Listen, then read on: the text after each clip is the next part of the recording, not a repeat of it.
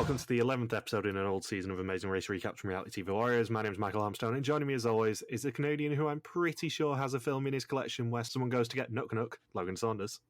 Good morning. And the lady who is emotionally and physically exhausted just watching this season, Michelle Pierce-Donovan. Good evening. Good evening. We've switched up the recording time after 7 weeks of no recording. Yeah, it's good that I get to do it at nighttime instead. Literally both Michelle and Logan have had birthdays since we last recorded. Thank the Chinese government for our change in recording time. Thank you, Chinese government. Yes. Thank you, China. Thank you, China. And I know Logan absolutely adores this episode in particular. It's one of my all-time favorite, if not Amazing Race episodes, I would say one of my all-time favorite reality TV episodes. It is very, very memorable for me.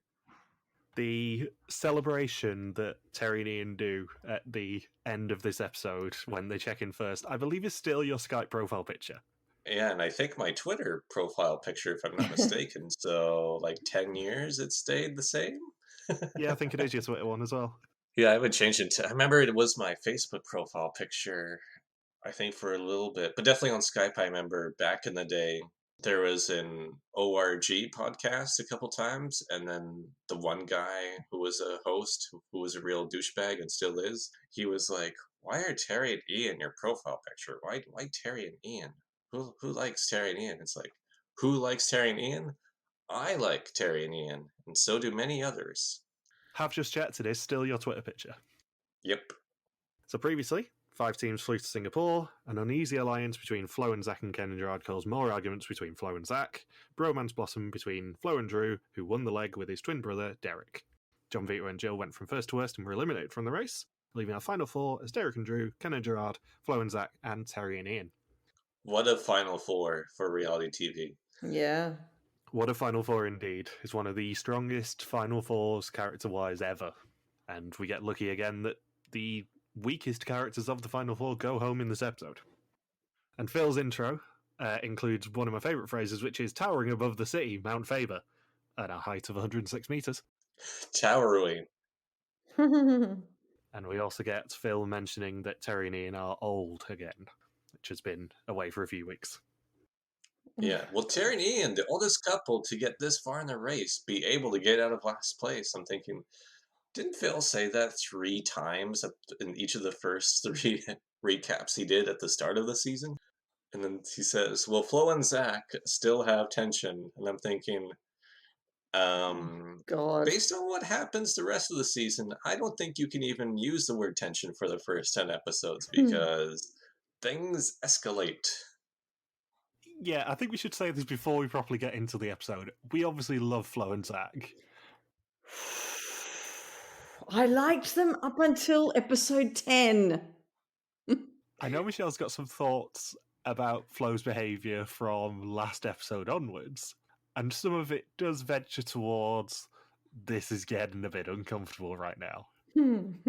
Mainly this episode and next episode, I'd say. Yeah, I don't think Flo has gone back to Vietnam since Amazing Race 3. I think it's fair to say she does have Vietnam flashbacks. Jesus. I don't think she can use that phrase around Ian, who fought in Vietnam. So teams must now fly to Ho Chi Minh City in Vietnam, where the race flags will be solid yellow, so as to not be confused with the colours of the flag of Vietnam, and find the statue of Bac Ho in Rick Square, known to the rest of the world as Ho Chi Minh. They have $100 for this leg of the race. I think they stopped doing that, didn't they, with their Vietnam visit? They did, yes. 22, I think, was the last one to actually use differently coloured flags. 22 didn't use any flags at all, or any route markers at all.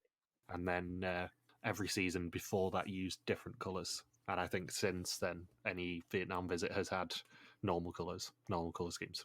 Is that just to make it a little bit hard, like a twist for the contestants, like, oh, we're going to make it the same color as the flags now, no help from production here? Or do they just not have the budget to create their own flags specifically for the Vietnam legs? I think it's more that Vietnam has come a long enough way away from the former flag of South Vietnam, which they were trying not to emulate, that people aren't going to be insulted when they see the color scheme of the former flag of South Vietnam. And especially when they have the Amazing Race Vietnam since Amazing Race 22, I believe.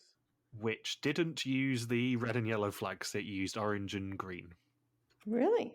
Yeah, now and I guess they're probably, if there's an Amazing Race Vietnam, I'm sure they're familiar with the American version. So if they see Phil Kogan, they're going to say, "Oh, holy shit, it's Phil Kogan." When the only thing I've got for the square is in caps, Flo, stop yelling. Just stop yelling.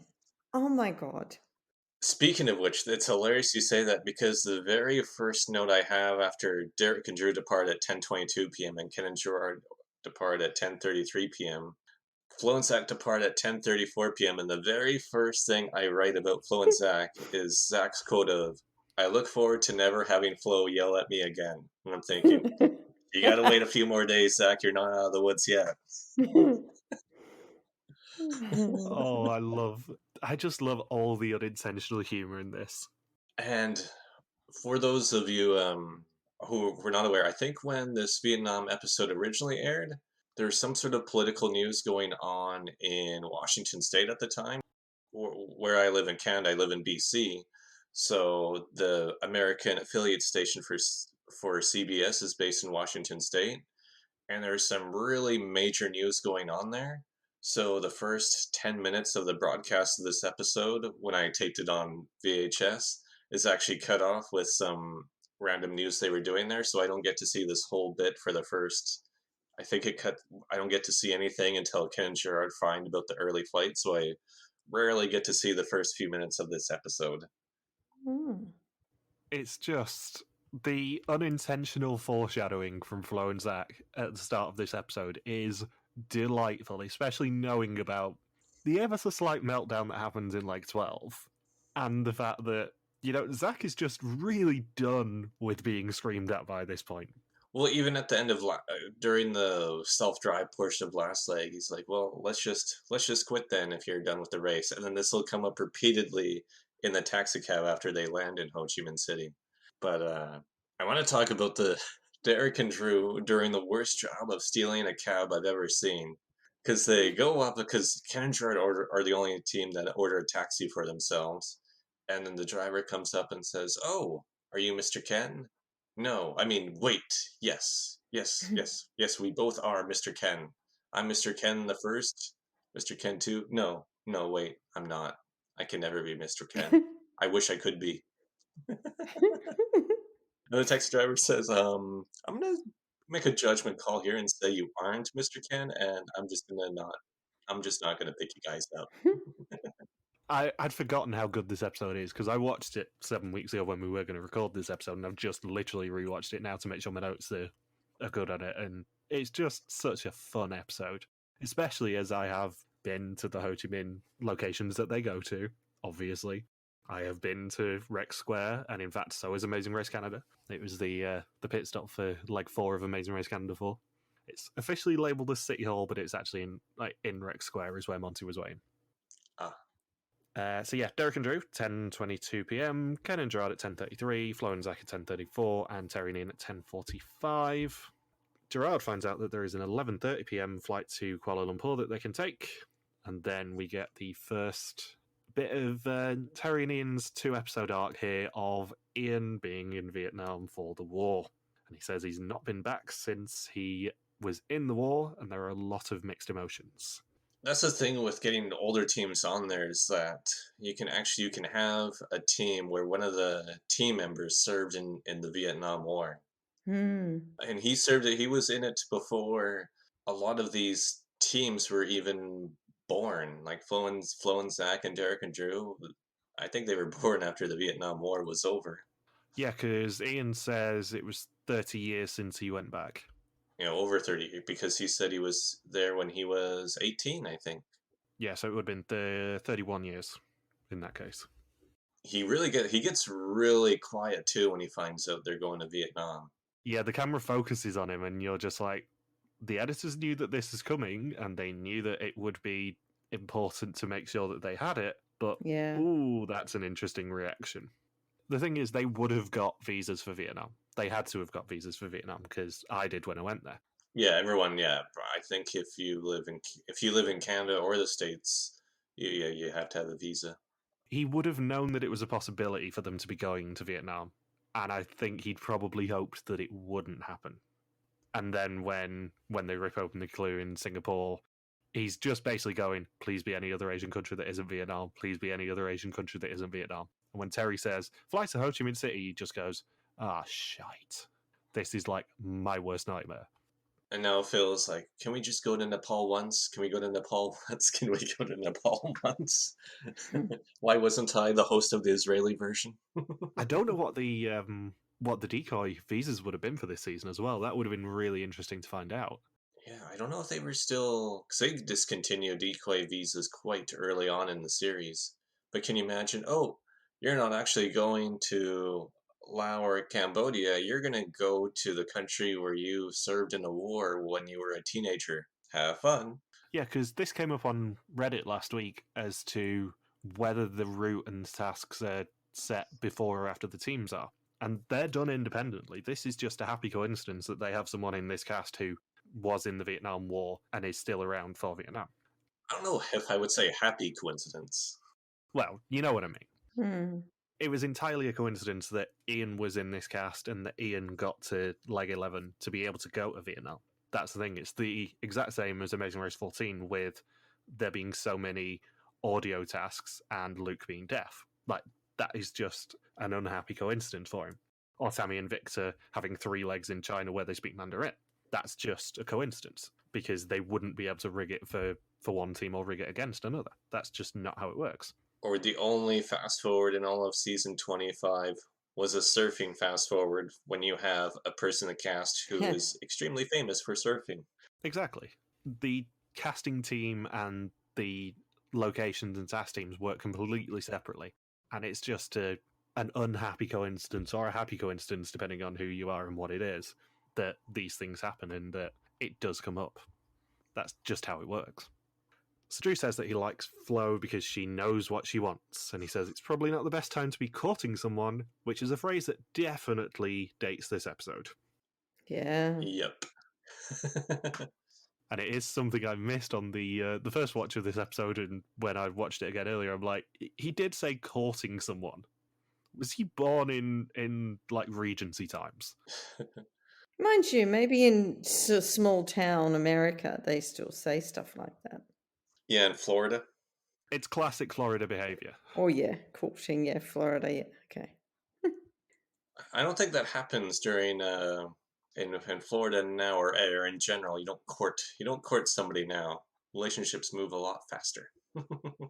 You swipe. Have you seen Spring Break? What happens at spring break stays in spring break. So everyone borrows their driver's mobile phones to try and book the flights. Flo and Zach find a 6 a.m. flight via Kuala Lumpur, and Terry and Ian find a 6:50 a.m. one. And Ken and Gerard arrive at Changi with 9 minutes to spare till they close the gates. They don't want to be in the final 3 with Derek and Drew, who arrive 2 minutes later. And Ken and Gerard have 3 minutes to run through Changi Airport, which is not an easy feat, before the gate gets closed. And Derek and Drew are left behind for the night. It's not an easy feat for Ken's feet.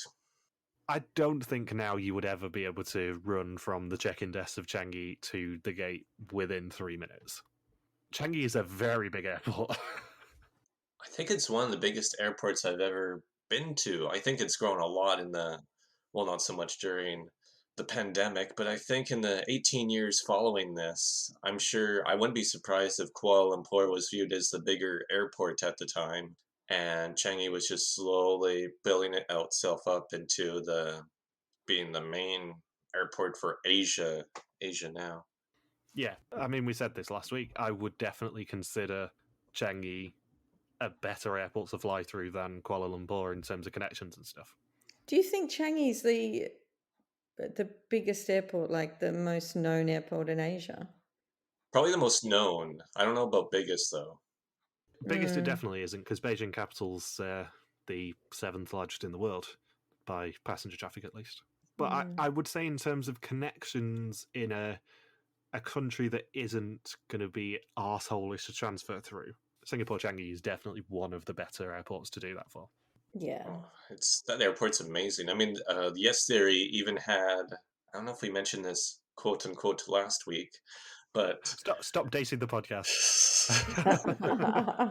but Yes Theory had a YouTube video where they try to sleep in Changi Airport and try and stay there for 72 or 96 hours without being caught. Like they said, oh, we're flying to LA, and then they just never board the flight and they just hang around in there for 72 hours. Changi is the only airport I know that has a water park. And a butterfly sanctuary. And I think it has at least 2 cinemas as well. Yeah, I was about to say, I'm pretty sure they have a movie theater that they hung out in.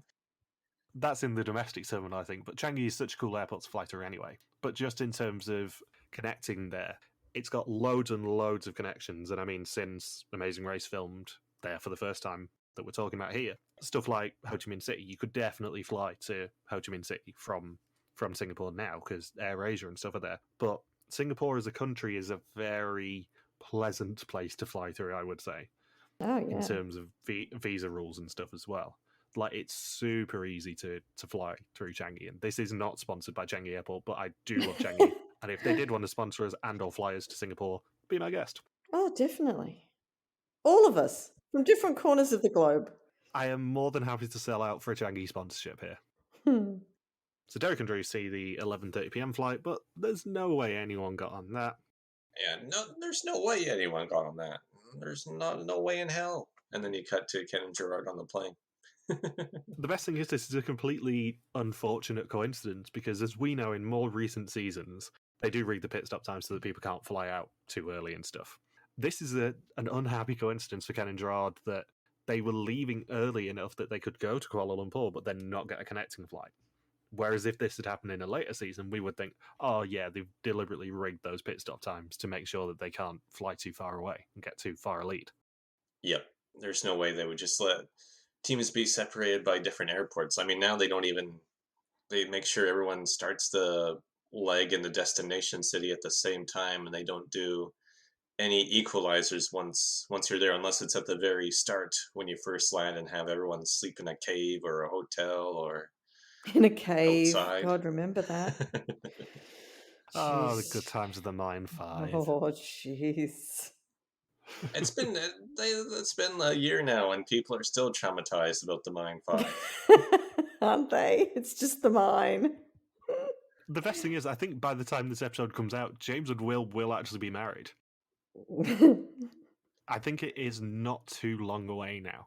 I think it's only about a month and a half as of the time of recording. Yeah, it wasn't. We're closing in on 3 years since the last season finished filming, right? I thought it was like November of 2018. Yeah. Yeah, so it's 3 years. Wow. And we're closing in on 5 years since a good season of Amazing Race finished filming. Yep. Wait. But Amazing Race Australia 5 was aired this year, Michael. Yeah, I know. I'm fully aware of that fact. Yes, it was. I saw the trailers for Masked Singer Australia a couple of weeks ago, and in one of them, Jackie O says, "You sound like Bo Ryan," and I said to Binrose, "That is not a compliment." But it is the sort of show he would do, so I'm calling it Yes. now. He I don't think probably he's will end up turning a up on singer. Masked Singer. Jesus, he's a Oh, he's not. He's not a TV presenter either. God. So when Zach is ringing for flights from their cab, Flo asks him to book tickets for Derek and Drew too. And by this point, I think Zach just doesn't want to say no to her. I think in any other situation, he'd go, "No, of course I'm not going to do that. We're in the final four, for the love of God." But yeah, he just wants an easy life, and he just says, yes, I'll do it, whatever. And Derek and Drew find out about it when they ring the airline themselves. They said, "Oh, we're in the final four, and another team is making sure we're gonna go to the final three with them." Okay. It would be funny though if they say, "Well, I guess Flo and Zach booked tickets for us," and it wasn't even Flo and Zach; it was just some random stranger. It was Ken and Gerard. Yeah, Ken and Gerard booked. I guess the Brotherhood's back on. Wait, Terry Nean booked tickets for us? Over his dead body. Jeez.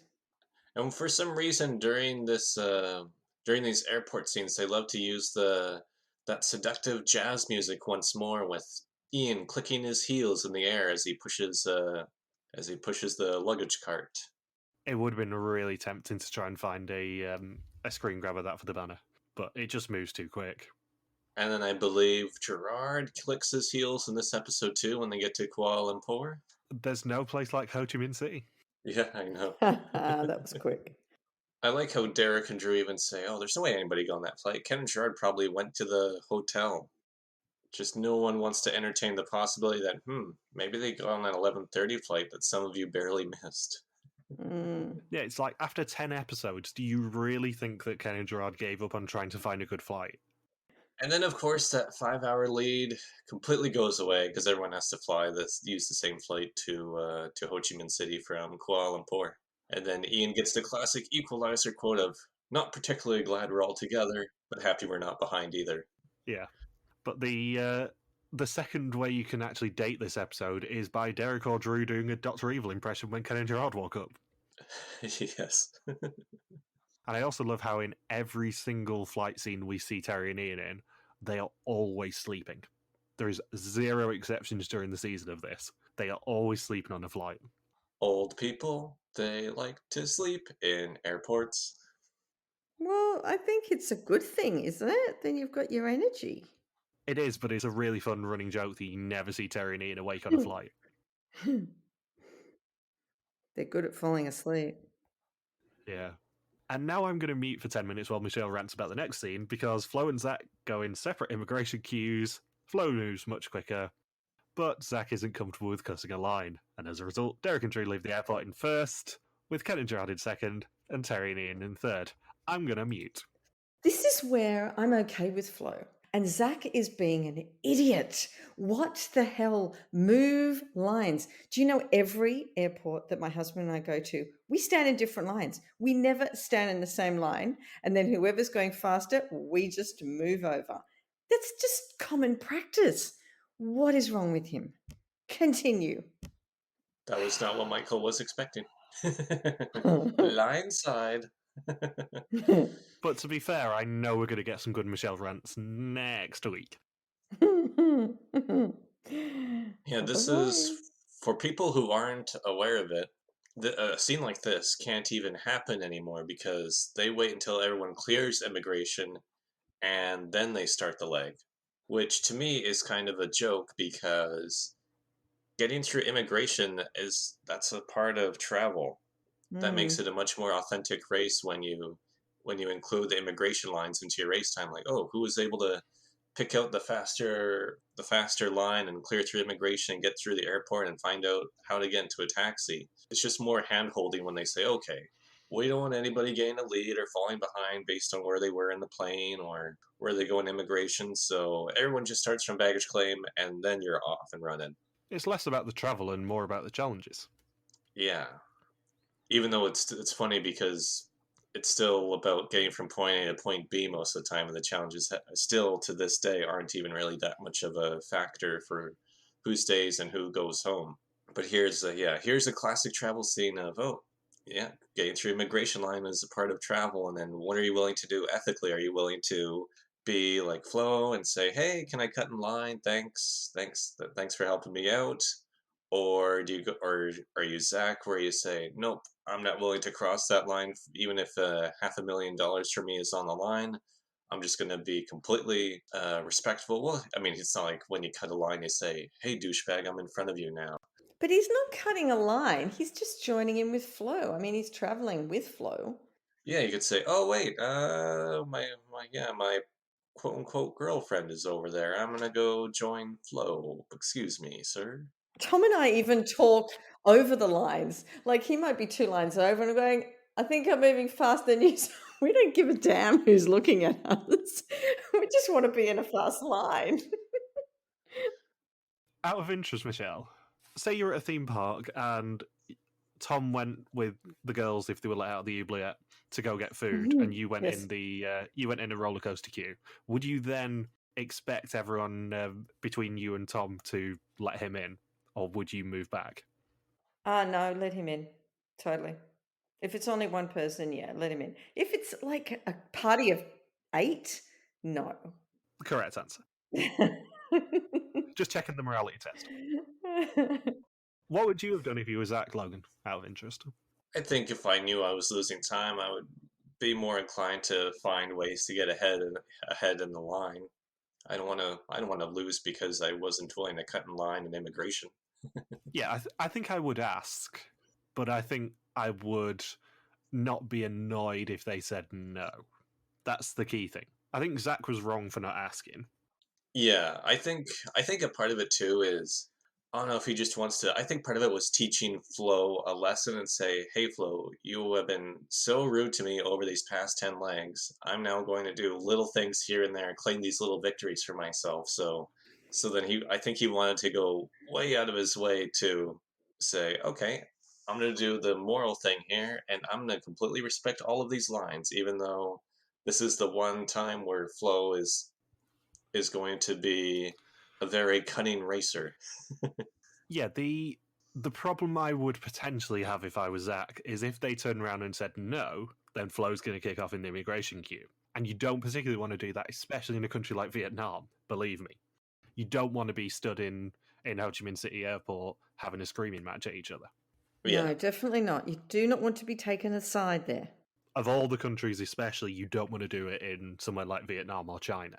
Because I've been to Vietnam twice on cruises. And we're going to get into another place I've been next week, actually. But I've been to Vietnam twice on cruises, and both times you have to book the organised tours. And there is someone who is a local party representative, shall we say, who is also on the bus to make sure you're not doing anything to undermine the communist state in Vietnam. And it was exactly the same in China. We had to do organised tours in China as well. Mm. yeah. You don't want to fall out of the etiquette there. I don't think.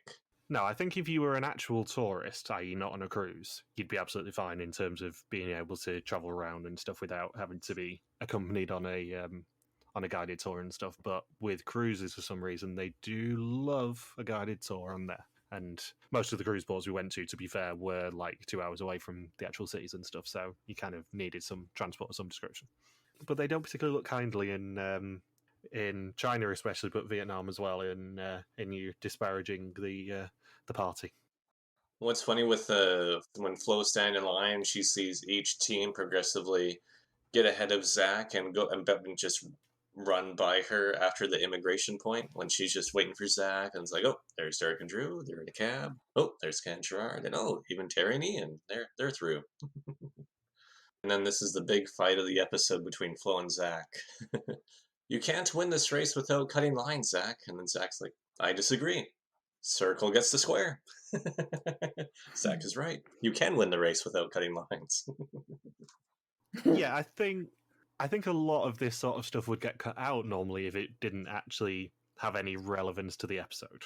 But it just gets so vicious in the taxi. I'm wondering what the hell the taxi driver was thinking this whole time, because Flo Yeah. is in tears, and then she just goes on to say, "I refuse to get screwed because of something so stupid." The other thing as well is the fact that Flo, of all the countries they go to in this race, Flo actually has a bit of an advantage with Vietnam because a lot of people in Vietnam speak French. It's a former French colony. So she actually could have done really well with the travel in this leg and next leg purely because she has a common language with them. She wouldn't have known that though. I don't know. There's a fair bit of French signage in Ho Chi Minh City. You'd be surprised. Is there really? A lot of people in Vietnam still speak French, not as a first language, but as a second language. And you could definitely Wow. get by with the knowledge of French in Vietnam. But a lot of them speak English as well. I'm curious how that's changed since season 3 aired. How much further they've gotten away from the French Indochina history. I think a lot of older people in Vietnam speak French as a second language, and a lot of younger people speak English. So if you got Yeah. knowledge of both, you kind of quids in Vietnam. Vietnam's a fun country. I like Vietnam. I haven't been there yet. Oh yeah, then the fight still continues getting really vicious in the cab because Flo keeps on repeating the same point and she's in tears. And then Zach, I had never noticed this before, but he just says, "You done?" And then Flo says, "No, it's not a joke, Zach." And then Zach says, "I'm just trying to enjoy the race." I know, and I'm thinking he shouldn't have said, "Are you done?" I'm thinking, "Are you stupid?" Now she's going to ramp up even more. And I'm thinking, man, if I just said "you done" to Jian, I don't think she would take that too well. You done? No. I wouldn't either. I don't think couples should be saying that to each other. You done? You know what my first line of response is? Am I done? No. You what? I'm just getting started. I know we're going to get into this in a couple of weeks' time in terms of the fact that, obviously, thanks to a little bit of gerrymandering, shall we say, me and Logan managed to get Flo and Zach to be the number one team on the Amazing Race Rankdown on Reddit. But the comparisons that we'd like to make between Flo and Zach and Brooke and Scott, I think are much starker when you consider that Zach is way more snarky with Flo than you remember on a first watch this season. On a first watch this season, you think, oh, Flo's evil, she screams, she's so argumentative and everything. But if you watch it back like we have been doing, Zach is very sneaky funny, and Zach gives almost as good as he gets here. And the comparison to Scott there as well, obviously I love Brooke, obviously I love Scott, and Brooke is nowhere near as like argumentative as Flo. But the fact that Zach does chat back to Flo as well, almost as much as Scott does to Brooke, makes them a better team still for me. There's just something about the humidity in Vietnam that makes both teams go a bit more haywire than usual. Yeah, I think it is.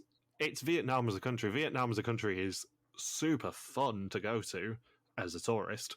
But I think on The Amazing Race and on any other show, it elevates the program. Because if you think of Belgian Mole is fantastic anyway, but the Vietnam season was somewhat else.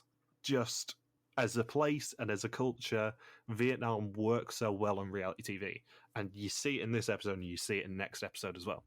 And the best parts of the fight, it's just so amazing when Flo says, "You are trivializing everything," and then Zach does his best Matthew McConaughey impression, says, "All right, all right," and Flo says, "You are." What kind of sense does that make? And then of course we get the episode title of "Don't Play the Moralist Now." And then Zach says, "It makes as much sense to you as you not wanting to bungee jump or rappel makes as much sense to me." And then Flo says, "That's so ignorant and obnoxious, Zach. You know there's 1,000 physical risks associated with bungee jumping. Are there any physical risks associated with cutting in line?" Yeah, you might get stabbed. Yeah. You might get stabbed, you might get a talking to by the party. And then of course the fight concludes with, "I'm tired of overriding your decisions. I'm tired of it, Zach." And then Zach's like, "Well, if you're tired of it, why not just quit? Come at me, bro. Just quit. I dare you." You want to quit at Final Four? The final elimination leg before a million? Seriously, can you imagine if she had gone, okay, then we'll quit, Yeah, and end of literally episode. quit on the final four leg? Phil has to get into the taxi cab and eliminate them. It'd be so funny. Obviously, it would then have spared us the utter insanity of episode 12, but it would have been so funny just for the public reaction, because I can only imagine what it would have been like at the time, never mind right now, where everyone has a Twitter account and everyone is a dick on Twitter. Oh man, yeah, I would love what would happen. Not love. I would probably be quite annoyed with what happens on social media with this episode. And the sky gets as angry as Flo is right now. Classic tropical storm coming in. Yeah, I think Zach's looked up and he's like, he says, "Oh, it looks like the storm of the century. Oh, and it looks like it's about to rain."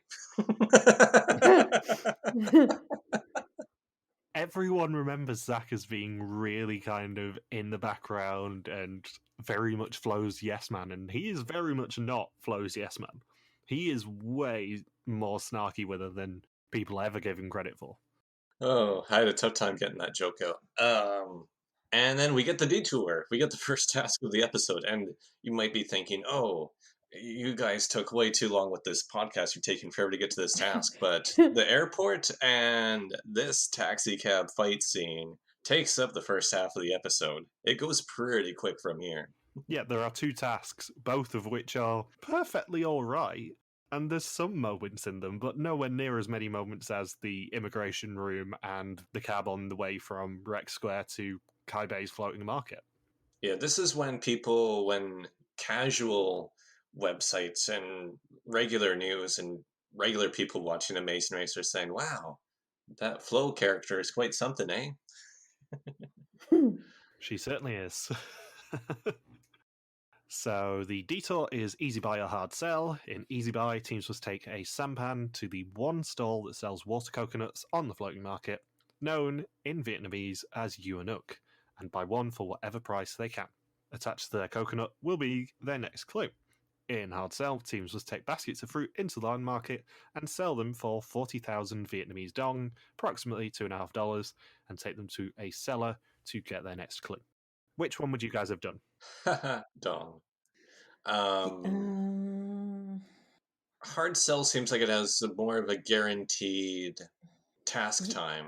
yeah, and if I was clever at the time and did it, like the others did it, just sold a lot more fruit cheaper, I think I'd do that. I think Ken and Gerard spotted the loophole in this very quickly, Didn't in that they? you don't have a minimum price, and most of the time in a selling task, you'll have a minimum price. You can sell it for whatever Yeah. you want, but it has to be at least this amount per piece of fruit. And they were just going, here, take all this fruit and give me just this little pittance amount of money. Can you imagine being a legitimate fruit vendor there and you're thinking, I'm living in a shack, I have nothing, all I have is this job of selling fruit to people, and then an Amazing Race team comes along and undercuts your what you're selling. It's like, well, I guess I'm not selling any fruit today because that jackass is selling it for 3 cents instead of 10 cents. I can't compete with that. I guess I'm gonna starve. It's fair to say Vietnam is a very cheap country. Not as cheap as South Africa, but it is a very cheap country. South Africa cheap? South Africa is super cheap once you get there. Really? Yeah, it's the cheapest place I've ever been for food. So Wow. cheap.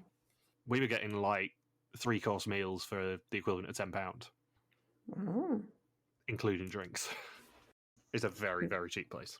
The first night we were in Cape Town, we actually thought that we'd misread how much it was on the bill because of how cheap it was. And the rand rate has actually shifted even further now, so it'd be even cheaper. Yeah, because they're in a bit of economic turmoil the past few years. Yeah, if anyone could actually travel to South Africa, which we can't. So Ken and Gerard choose easy buy, and as Logan said, a storm rolls in just as Ken and Gerard set off. That won't complicate things with trying to find things in a floating market. When they're all covered up. And did you also notice that, evidently inspired by Team Guido, Ken and Gerard have their own merch? Was it No? old brother rain ponchos? Gerard was wearing a Team O Brother cap in the boat, Oh. and I only spotted it on my second rewatch of this episode because it was hidden by his hood, but it did quite clearly say Team O Brother on his cap. I did not know that. And I've seen this episode God knows how many times since I know. over the years. Pay attention, Saunders. Sorry, I was too fixated on whatever other details there are. I thought you were meant to be the Tarstorian here. Yeah, well, I guess hat merch isn't in my line of view for observations. Some people. Oh, don't play the moralist now, Michael. So Terry and Ian arrive in second with Derek and Drew in third, and both of them choose the easy buy as well. And then Ken and Gerard switch back to hard sell, breaking a Michelle Pierce Donovan rule. Derek and Drew have umbrellas because, of course, they do. And then Ken and Gerard pretend to celebrate as they go back. We did it. We've already finished the task. In your face, Derek and Drew. Have fun riding the boat during this massive storm. And then we get another Flo and Zach epic fight as they have another argument about their bags when they finally get to Kai Bay. And the clue boxes move for them to the entrance of the market this time because of the storm. Yeah, and Flo yells at Zach to put the bags under the tent. Oh my god, poor Zach. He was getting the bags out of the trunk and she was still screaming at him. There was another bleeped out F bomb too, because she says, you need to ask me first, Zach. This is so fucked up. And then he's like, hang on, Flo. I just want to grab a raincoat first. And then Flo was like, we don't have time. If we're already behind, this could be an elimination. Like, When does she scream at him, why are you leaving me here? that was after the detour. He got the detour clue and wanted to move under an awning or something, and she said, "Why are you leaving me here?" I'm like, move your ass, Flo. Oh my God. Jesus Christ. It was a classic point of my early blogging days because people wrote to me about comparing Flow to video game characters, where there are certain missions where you have to have a character like Natalia from 007 GoldenEye for the Nintendo 64, where you have to help guide the AI to a rescue point. But the AI is, since it's in older video games, they're not as well designed, so you have to be right next to them for them to know to follow you. So it's like Flo is like one of these AI characters because if you deviate more than 2 feet away from her, she'll just stand in this one spot being like, "What are you doing? You're leaving me here. I can't move. You have to physically grab my arm and then lead me out of the market, and then I'll follow you to the next point." Jesus. I do wonder what Flo thinks about the audience reaction, because she kind of disappeared off the face of the earth. What's funny is that she's done this 2 other times during the season, because I think there was the jet ski during leg 2, during the Mexico leg, where Zach gets off the jet ski and Flo's like, a little help. And then in leg 3, where they do the biking detour and Zach grabs the clue under the bridge and Flo is standing on the boats and she's like, hello. And he has to grab her off the end. I can't, I have legs, but I can't move. Oh, I know. I remember that as well. Where's my wheelchair? Oh, this season wouldn't be nearly as good without Flo, would it?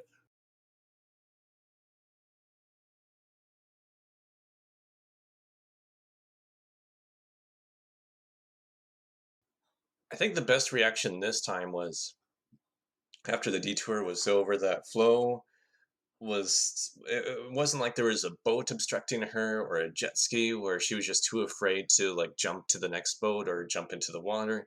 Here they're just on regular flat ground and she's like, "Why are you leaving me here?" And then Zach has the most bewildered look on his face. I've never seen somebody look as bewildered as that, where he just looks and says, you you can move. You have nothing in your hands. All you have to do is move your legs and you are with me. I don't know. I don't understand what you need help with." Do you think, in part, it might be slightly due to the fact that Vietnam wasn't really on the tourist radar in 2002?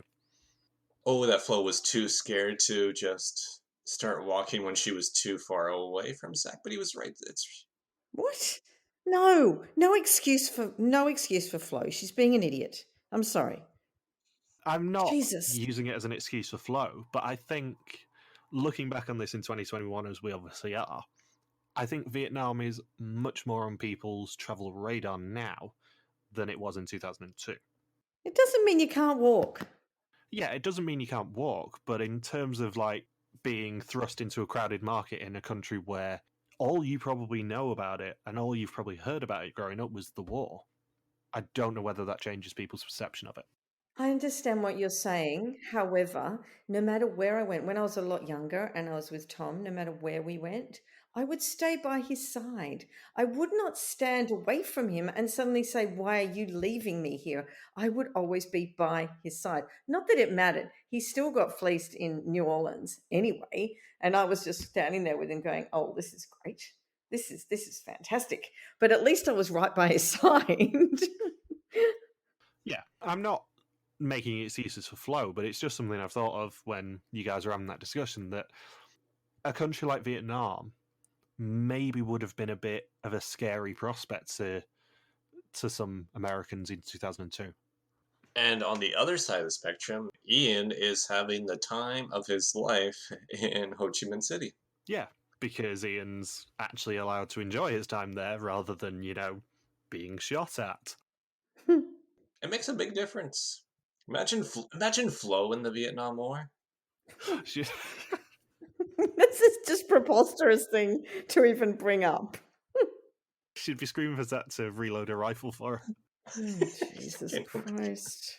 can you imagine like the whole platoon's marching out, and then they're slightly like 2 steps ahead of Flo, and then she just stops with her gun and the Vietnam War helmets, and she's like, "The platoon, why are you leaving me?" And then somebody's like, "Oh, I don't know if we should use Agent Orange." Oh, don't play the moralist now. Okay, stop. She ends right here and is probably going, "What the fuck are you doing, Logan, right now?" Those aren't even words coming out of your mouth. Are you watching Chappelle's show again? Oh, Oh, it's just the idea of Flo being thrust into the Vietnam War. I'm just picturing her trying to get up and over walls and wearing camouflage and going in the dirt. Oh, So Flo and Zach choose the shoulder baskets and follow Ken and Gerard, correctly assuming that they switch D-saws and the other one's hard. And Terry and Ian are the first to find the water coconuts, and both they and Derek and Drew seem to be shouting "Nook Nook" at the vendors. Nook Nook. No, it's you, Nook. It's the funniest thing to yell. Which isn't what Phil said it was actually called in Vietnamese.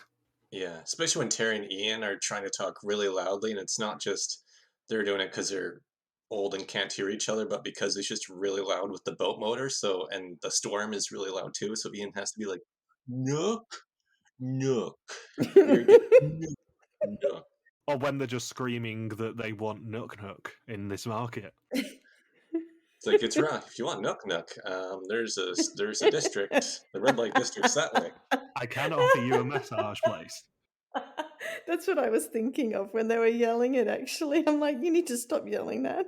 You might have to do karaoke at the same time, but I can offer you a massage place. Happy endings are extra for some extra dough. So teams must now return to Ho Chi Minh City and find the route marker at the edge of the Saigon River, where they will find their next clue. Derek and Drew follow Terry and Ian and leave in second. Ken and Gerard find the loophole and resort to selling entire baskets for 10,000 dong and go back for more, and then leave in third. Flo and Zach end up checking in 500 dong short. Flo says she is emotionally and physically exhausted. I don't doubt it. I think most of Flo's absurd behavior is from just being completely drained. Like seasons 3 and 4 specifically, and to a lesser extent 5, I know really kicked the contestants' asses pretty much all season long. Yeah, if you think less than a week ago, they would have been probably meeting Kasperle a week before this filmed.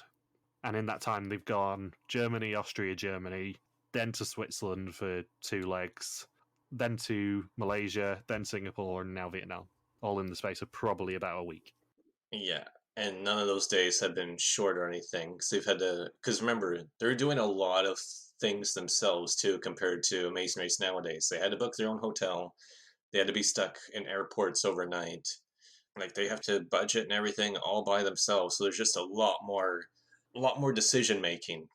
Remember there's all these articles about decision fatigue, and I think in the early seasons of Amazing Race, I wouldn't be surprised if half of your energy is just spent on making all of these decisions that just add up in addition to having to complete these individual challenges on the race too. Yeah, when you rewatch this season and hate on Flo, just remember she is probably absolutely running on fumes by this point of the season. Of course, she's going to have blow ups with people because they do these things deliberately. They exhaust the teams, or did in the older days, exhausting the teams to try and get these fun character moments. So just remember that before you start sending Flo death threats. And Zach's hair becomes an afro from the humidity. That's another thing in my notes. I'm thinking Yeah. Zach's pretty much an afro going on. I think Vietnam is the most humid place I have ever been. When I was in Ho Chi Minh City the first time, I have a picture that I've never been allowed to put on Facebook of my brother's back because he was wearing a grey t-shirt and it was just black, basically, with sweat. What, worse than Singapore? Yeah, Singapore hasn't been as humid both times I've been there compared to Vietnam. Vietnam was very, very humid both times I went there. It was like 100% humidity all 4 days I've been there. And they were suffering in Singapore from the humidity because they were constantly fanning themselves when they first checked out of the pit stop for this leg, and it was 11 o'clock at night, and they're like, and Flo was just working the fan as fast as she can, thinking, oh, it's so hot. I'm not going to go up those because I think Zach had to walk up 2 flights of stairs just to call a taxi, and then Flo says, "No, I'm not going up there. I'm waiting at the bottom of these stairs. I don't care about the 30-foot rule." Fuck your distance rules. Yeah, pretty much.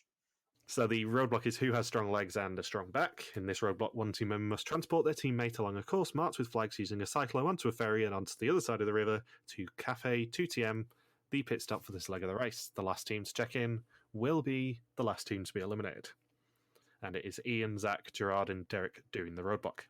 You mean when they looked at strong legs and a strong back, Flo and Zach didn't think, "Oh, it's your turn, Flo.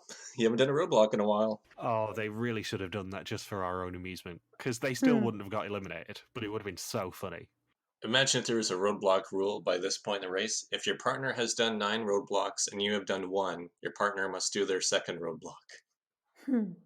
To be fair, if there was a roadblock rule, I think Flo would have done some of the other ones. It's just she didn't need to. Yeah. Yeah. Fast legs and fast speed, that's you. I like how Ian, when he looks at the roadblock clue, he's like, "Oh, I guess I'm doing it." And then you cut 5 minutes later, and I've never seen somebody have so much fun at a roadblock task all season long. I think that would have been a pretty fun roadblock to do, actually.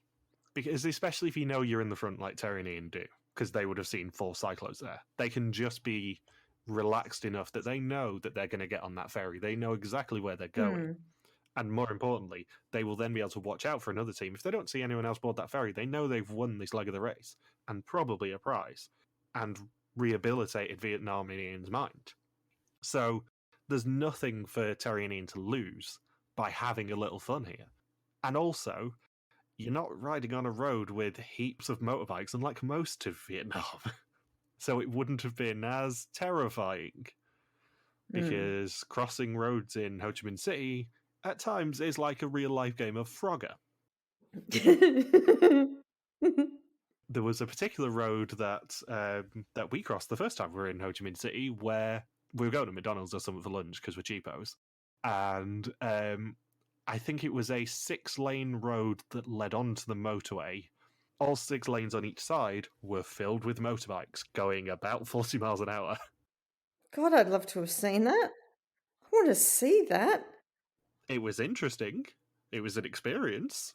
Was it with your dad and mum and your brother? No, it's just me and Mark.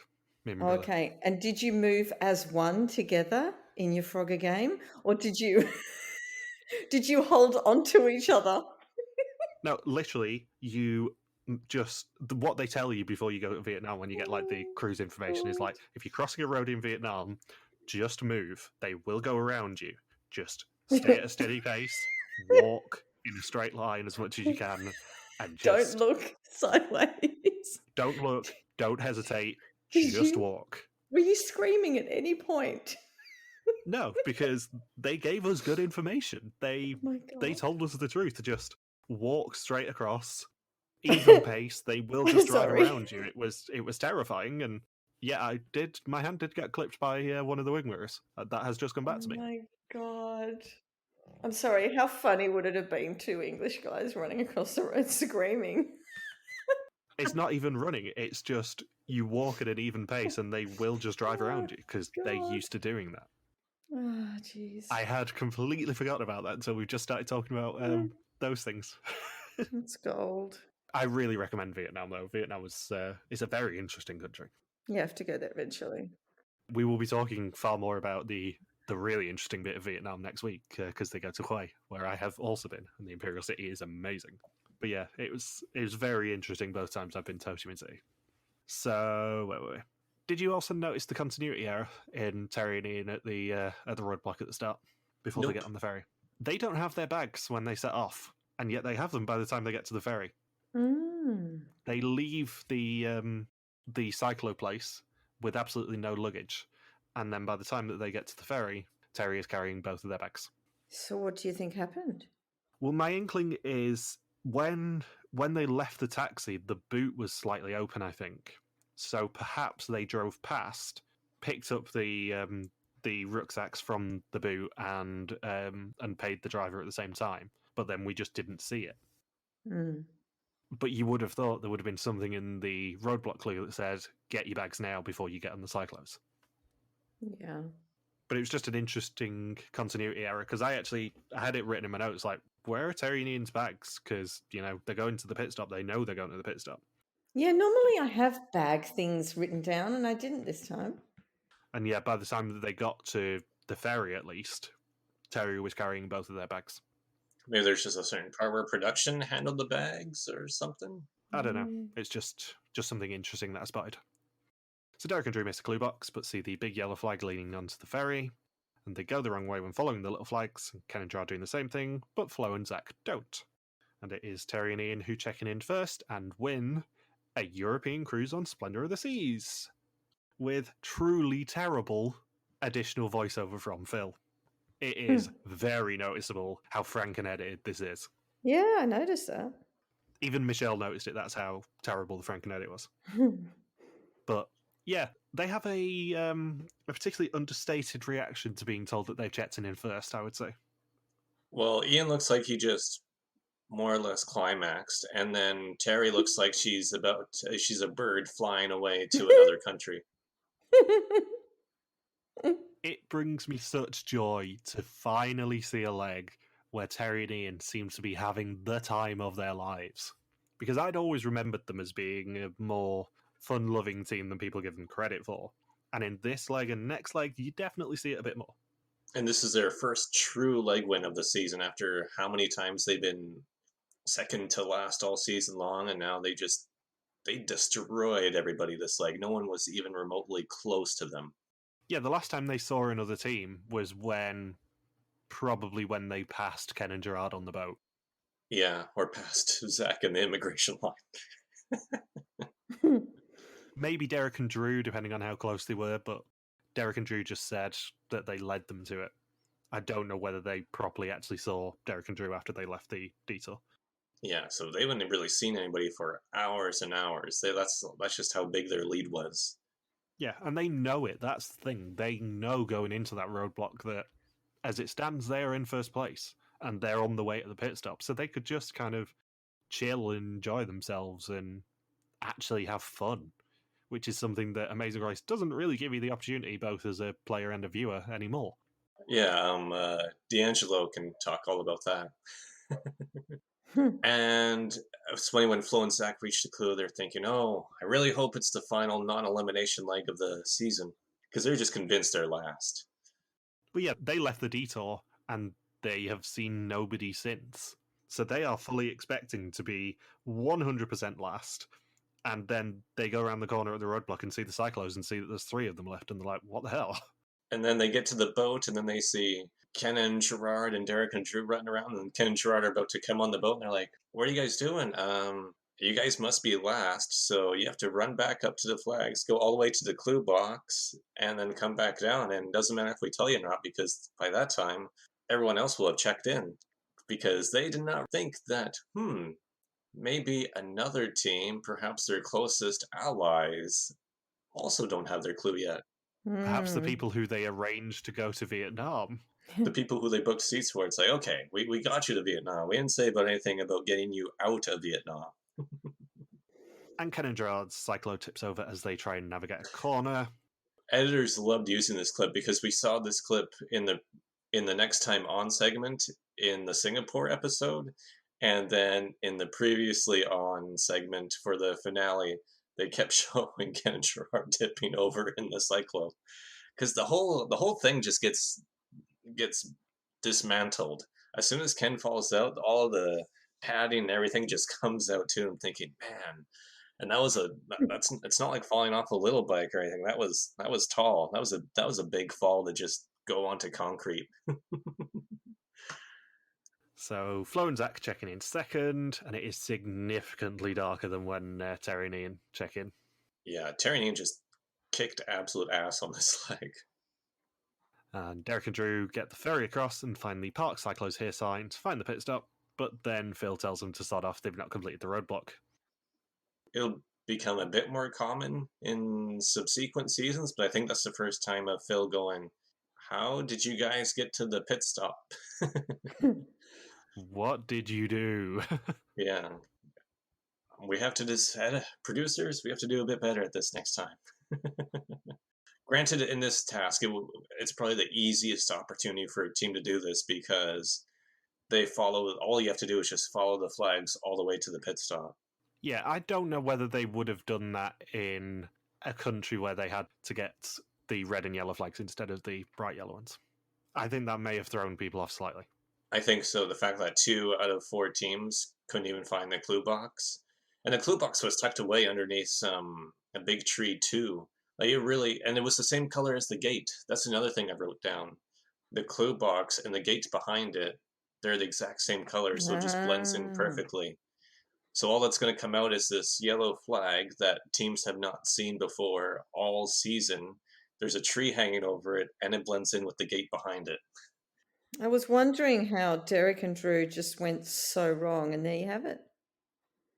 Yeah, and then of course, then there's just a little bunch of little yellow flags. They're like, oh, I guess we just follow this path to the clue. And then that's when Derek and Drew get to the other side. And they're like, what? Park Cyclo's here? There's Phil. We haven't done a roadblock yet. This isn't a later season where they just stop doing roadblocks whenever they feel like it. This isn't the first leg of the race. I like how when Ken and Gerard find the clue too, that they have to censor him again because I think it's Gerard who says, "Oh, we finally found that fucking damn clue box." It's a very sweary season, this. Yes, yeah, I think we said this before that it's probably the cast with the biggest potty mouth out of any cast, and it's even after Flo got lectured on the train in Portugal saying, "Please don't swear anymore, otherwise we can't show you on TV." Okay, I'll just win the season then, and then you have to show me. In your face, white male producer. And my other favourite thing about the ending of this episode is the fact you get the moment of realization from Flo that she may have just eliminated a boyfriend. Yeah, and she's like, "Well, if Derek and Drew are eliminated because I helped Ken and Gerard, I guess I'd feel a little bit bad about that, but I don't think it was my fault." But the better bit of this is, going back to something you said earlier in the episode, Zach takes great delight in the prospect of Derek and Drew going home because of what Flo did. Yeah, he just sees Derek and Drew running to the pit stop, and he's like, "Oh, this is gonna get ugly." It's like, oh boy, this is definitely going to be interesting now. Oh yeah, this is Flo's quote. "If I had screwed over the twins, I'd be really upset, but I think they made their own decision." But Ken and Gerard also made their own decision. The only reason why they changed is because of what Flo said. On one hand, yes, Derek and Drew have to take full responsibility for being eliminated here, but I wonder what would have happened if just them and Ken and Gerard both checked into the pit stop with their cyclos, and producers are saying, "Okay, it's pitch black now, and neither team knows how to find their clue, and it's the elimination leg for the final 3. What the hell do we do? Do these fairies run all night? Is it going to be another Team Guido situation where the one team's going to be 6 or 8 hours behind trying to find this clue box eventually?" So I'm very curious what the contingency plan was because I don't think they anticipated 2 teams being completely incapable of finding the clue box. I suspect there would have been a road route. Maybe. Because, yes, it's across the water. Yeah, there's a road route. I've just Googled it. It would have been significantly longer for them to do that, but they definitely could have got them around. They might have had to dump the cyclos at the ferry port and then make their way from there to the pit stop or something, but there was a contingency they could have done. Okay, so they definitely did have a backup plan then. But yeah, I wish we could have seen just how long it would have taken because Derek and Drew only find the clue box because Ken and Gerard do very. Actually, this is quite uncharacteristic of them because Derek and Drew get to that end ferry point to go back to the starting side, and then Gerard just looks at them and says, "Oh, hey fellas," and then Derek and Drew say, "Well, where do we get those things?" And Gerard says, "All the way down. Go back all the way to that first flag. It might be a non-elimination, fellas." But I sure hope not. I sure hope not. I hope it's a final 3 spot because we'll finally get the Wonder Twins out because you're our biggest competition. And I just remember when this episode specifically aired because in the first 2 seasons, they always had a non elimination at Final 3. So the whole time watching it, you think, okay, there's one non elimination left. No, pardon me, the other way around. They always had non eliminations at Final 4. And I'm thinking, are they actually going to eliminate a team here? Or are Derek and Drew going to be saved after this whole fiasco? Well, Phil said at the start of the roadblock, the last team to check in will be eliminated. Oh, was a will be Yeah, eliminated. it was a will be eliminated, not a may be eliminated. So they're just, those poor souls are just stuck going back and forth for another, I think they said 2 hours? I think is what one of the teams said, that they lost 2 hours by going back and forth on those ferries. Because they would have to run back to get the cyclo, which would be a lot slower than riding the cyclo, and then have to get back to the ferry port, wait for the ferry to take off again. What a nightmare. Yeah, I could see it being a long time, a long night. So Ken and Gerard do check in third, which leaves Derek and Drew to check in last and be eliminated from the race. I bet production was going, well, haven't these two been the most intelligent two of the entire race? Now we've got to wait for them to come forward and back and then forward again. Do you think that production were cheering when Ken and Gerard checked in third? Because it's an infinitely more interesting final three with Ken and Yeah, Gerard than with Derek and Drew. definitely. As much as they would obviously claim that they don't have favourites, we know that that's nonsense. Of course they have favourites. Well, Phil says Ken and Gerard are his favorite team of all time. I don't know if that's changed in the past 20 seasons or so since he's been asked about his favorite teams, but he always says Ken and Gerard are his number one. So, the teams then, in one of my favourite old recurring segments, the teams then start shit-talking each other now that they are the final three. And I think what comes out of it is that Terry and Ian are very underestimated. Yes, there are two hilarious quotes in here. Ken says, information sharing is over. And I believe they align with Terry and Ian in the final leg, briefly, to share information. And Zach says, we can win in a foot race. I'm thinking, you can win in a foot race, but it's been very clearly established that Flo has lost foot races both to Terry and Ian and to Ken and Gerard. In fact, in the Singapore leg, you guys had a lead over Ken and Gerard, and they both passed Flo within about 2 seconds. So no, you cannot win in a foot race. Yep. And the attitude from Terry and Ian is basically underestimate us, but never mind the Pollocks. And I've been sitting on that pun for 8 weeks. Oh, you poor thing. So next time, teams continue racing through Vietnam, where Flo has another little meltdown. There is biking and boating and crying for an advantage up to finale. Do you want to eulogize Derek and Drew? Very run of the mill guy team. Consistently good, except didn't make it to the end. A surprisingly explosive and entertaining alpha male team. Yeah, I don't think anyone going into this season would have expected Derek and Drew to not be really boring. And they end up with being barely beating soccer moms to the first pit stop, and then get into a showmance with the most explosive racer of the season, or contestant, reality TV contestant ever, and have these really ridiculous and absurd fights, and also get into ridiculous tussles with the oldest team left in the race, or the oldest team in the race, period. I think in a similar way that people were sleeping on Zach, I think a lot of people slept on Derek and Drew. Who also slept with Flo. Yeah, for a number of years. But the fact of the matter is, because this season it so revolves around Flo, and then Ken and Gerard and Terry and Ian as kind of the B characters all the time, I think people forget about the sneaky fun stuff that surrounds all of those people as well. Like Zach being way sneakier, funnier than anyone gives him credit for. Like Derek and Drew, having almost as many meltdowns as Flo does by that point in the season. She does obviously overtake them, but in terms of the driving meltdowns and stuff, I think Derek and Drew have more meltdowns at one point of the season than Flo has had by that point, which is quite impressive looking back on. And like an Aaron and Ariane, for example, who are way more entertaining than people maybe remember them as for such an early boot.